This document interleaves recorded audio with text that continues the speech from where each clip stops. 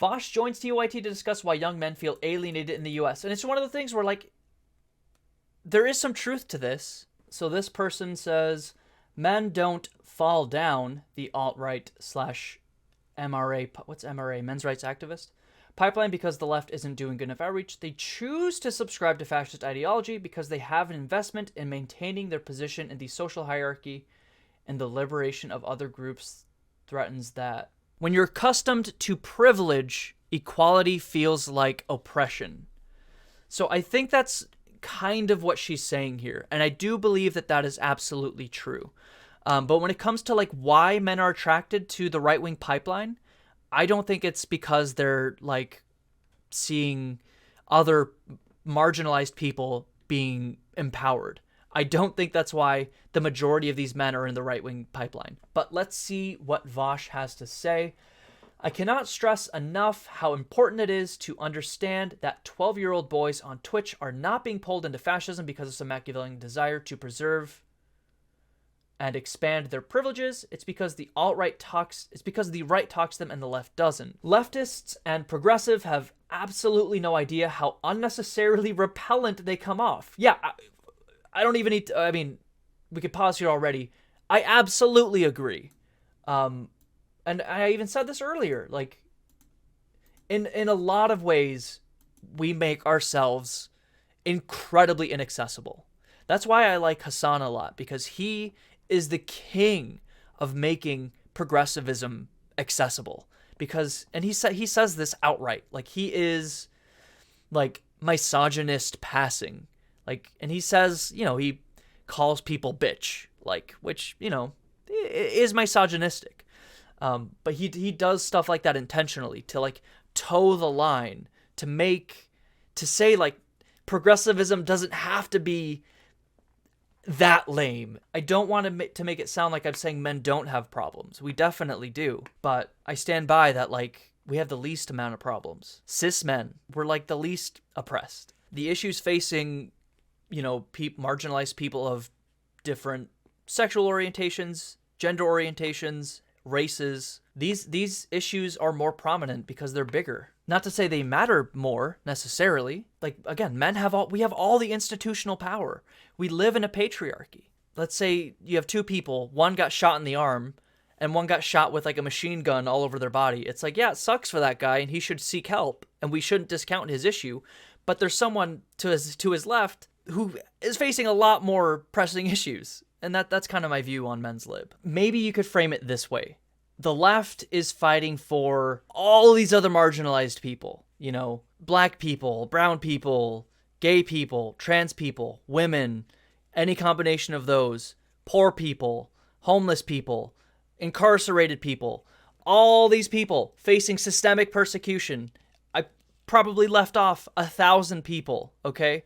These are all the people the left are fighting for and advocating for. Men just kind of fall through the cracks. Now, who doesn't care about all those people I just listed? Who doesn't give a shit about any of those people I just listed? Conservatives. So they're there to catch the men who just fell through the cracks because they don't have to spend any of their time talking about those marginalized people, period. So maybe that's partially why they're the ones who get to have a monopoly on men's lib. Their bastardized version of men's lib, obviously. That could be it. I mean, any thoughts on that? Solutions could be. Talk to me about what you see, what you think the problem is right now with young men feeling alien. Yeah, I appreciate that. I think a lot of it comes down to something leftists tend to be more comfortable talking about, which is toxic masculinity, you know? Male loneliness is often an emergent property of toxic masculinity, which is, by the way, nobody likes this term, right? The right gets really upset when you say toxic masculinity. More evidence that the left progressives are dog shit at messaging when one of your terms is toxic masculinity, which, you know, I agree exists to an extent. That's kind of what I was talking about. But you call it toxic masculinity and you've lost everyone. Like, that's such a horrible phrase that makes the concept, the real concept that you're trying to discuss, inaccessible. Like, children are literally being groomed by crazy toxic dudes who seem to be the only ones who care about them from their perspective. Yeah. Yeah, and I think that kind of goes back to what we were talking about earlier. Like, you know, the left is so focused on everyone else. They're not talking about men's issues, which we've both established do exist. But the left, yeah, aren't talking about them at all. But who is talking about them? The right. And whether it is a bastardized version or not, the point is they're talking about it, which the left isn't doing at all. So the fact that they're talking about it at all makes it accessible to young men. But I have a 17-year-old cousin who who watches Andrew Tate. All of his friends watch Andrew Tate, and he's into, like, you know, Aiden Ross, Sneeko, those kind of guys too. And it's sad. He's a nice kid, smart kid, but he watches these guys because they speak to him, because they're the only ones speaking to him. The left is not speaking to him. What do you think we need to say or frame, or how can we frame this issue so it's more palatable to the left, who, you know, generally do want to ensure that every community is looked after, that everyone feels that. She just said the problem. Like, the left wants to make sure every community wants to be looked after. The right does not give a single fuck about that. One, they don't think anyone's marginalized. They don't believe in marginalization fundamentally. The left is too focused on everyone else that men are just falling through the cracks, and the right is there to scoop them up. What does it mean to be manly in a context that isn't, you know, Andrew Tate or Jordan Peterson? Just having the conversation might get a lot of folks invested, or they might understand that the left is interested in these issues beyond a sort of like token, like surf. So what he is getting at in many words here is the left needs to just talk about men's issues at all, and maybe we can get some ground here, like regain some of the ground with young men. I live in a progressive bubble. I live in a left-wing bubble. And looking introspectively, there are no discussions of men's problems in any of those communities ever. Like, virtually none. And now that I'm thinking about it, maybe this is a clear and obvious issue where the left can regain some pretty easy ground. There is, you know, it's tricky because, you know, you only have this much space, and we have all this space talking about, like, other marginalized people. You're trying to fit something else in there. You know, you can't make it any bigger. We only have so much time to discuss things. And like I said, the issues other people face are typically bigger. I do believe that.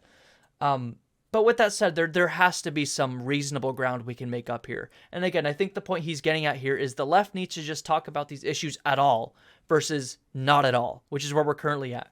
We're at 0. I'm not saying we need to talk about men's lib at 100, but even talking about it at like a 1% capacity would probably help the left a lot regain some of this ground with young men. Well, the gatekeeping tendencies of the left are how you know you're a leftist, right? If you're a good leftist, the people you hate most should be other leftists. It's the only way to know.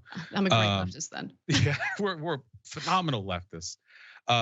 You know, I think there's kind of like, I don't want to overuse the term, or maybe use it lightly, the term trauma, but I feel like after the past decade of online discourse, people are very sensitive, especially on the left. People are very sensitive to the idea that we need to treat men better, not necessarily because they disagree with the idea of treating men better. That seems like a nice thing to do broadly. I would hope a lot of people would agree with that, but rather because we need to treat men better has often been couched in this very ideologically loaded set of policy and social prescriptions that usually have to do with undoing the gains of feminism, or at the very least negating the harms that women experience socially because of there are connotations to men's lib, like to where he said, like he's kind of contradicting himself here, to where like this is what I was saying earlier. Yeah, we should care about men's problems as a dog whistle for, you know, not the Fourth Reich. He's obviously being hyperbolic here, but I do think for a lot of people, we should care about men's problems and offer them advice is a dog whistle for misogyny. Look at Andrew Tate, look at Jordan Peterson and shit. It exists. What I'm describing exists already. To where, we just care about men's rights, and they use that as a thin veil for their horrific misogyny. So that's kind of what he's saying here. There is a trend that's happening right now There is a group of people looking for answers, and that's young men who do feel listless, and you can watch them be pulled away by a multi-million-dollar effort from the right to appeal to their insecurities, or you can try to do something about it. And to me, there is an obvious right answer here. It's not a zero-sum game. It's really not. We lose nothing by trying. And the advice, the engagement, it's just it is at par with what we're willing to do with basically every other group, every other social issue. Just the decency to give it a little bit of a sociological look over and maybe arrive at some prescriptions. I think we can do that, and I think people want to do that too once they get past the cloud. Absolutely. All I was saying was, yeah, that sums it up. We need to talk about these issues a little more than not at all, and maybe we can get some ground with these young men.